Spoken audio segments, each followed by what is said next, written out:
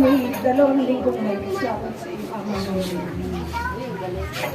Ramdam na ramdam ko yung bless na binibigay niya sa amin kasi si Princess, yung pagsubok na hanggang ngayon hindi namin malampasan.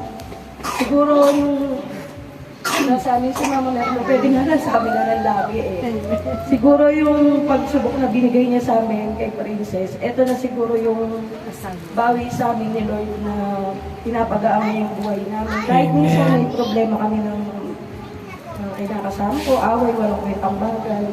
Pero masigit po yung binibigay niya sa amin na blessing. Amen. Lagi ko lang hiling kay Lord, sana maging ligtas palagi kami po, pamilya ko, lahat kami dito. Papasalamat ako lagi kay Lord kasi palagi lang siya nandyan. Kahit minsan meron tayong mga pagsubok na hindi natin kinukaya, malalampasan natin ang hindi natin alam tapos na pala yung pagsubok. Amen. Sabi ko nga kay Ate Tana na sa bahay kayo, sabi ko, Tita, nung nagkasakit si Roxy noong November, sabi ko ulit kayo, bakit kami na naman, bakit yung ano ko na naman. Pero wala pa rin akong ginawa kundi magdasal sa kanya. May isang matanda na nagsabi sa akin na palayain ko daw yung anak ko si nahihirapan niya.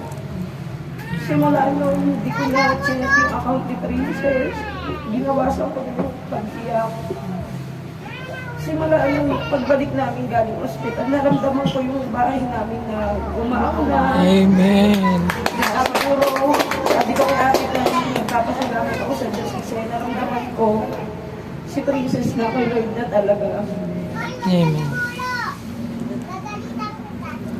Maraming salamat kasi alam ko nasa kanya, nasa piling niya si Princess. Maraming salamat po Lord sa inyo lahat. Si Sister Eloy, ramdam na ramdam ko yung pag-tanggap niya, yung pag-welcome niya sa akin palagi. Masaya ako pag sinasabi ni Sister na itatiyat niya ako, dadalhin sa akin yung birin. Sa loob ng 2 linggo mahigit, maniwala kayo sa akin lahat. Masarap yung birin sa bahay. Amen. Pinaka-blessing namin, siguro sa totoo lang talaga, yung masagana kami sa pagkain at sa pera. Amen. Napakasarap sa buhay ng mga Panginoon. Kahit minsan hindi ako makasama sa mga prayers, sa mga pinupuntahan. Minsan hindi ko rin po talaga makapunta ng simbahan. Pero pag nananalig ka sa Diyos, kahit nasa bahay ka lang, kahit dumaan ka lang ng simbahan, magpasalamat ka lang. Amen. Sapat na yun para sa Kanya. Binibigyan niya na tayo ng magandang buhay. Amen. Sana lahat kami, buong pamilya dito, sa lahat kami, sana magkaroon kami palagi ng malusog na pangangatawa. Amen. Sana wala nang mawala. Maraming salamat sa Kanya. Thank you, Lord. Salamat din po sa inyo. Salamat kay Lord.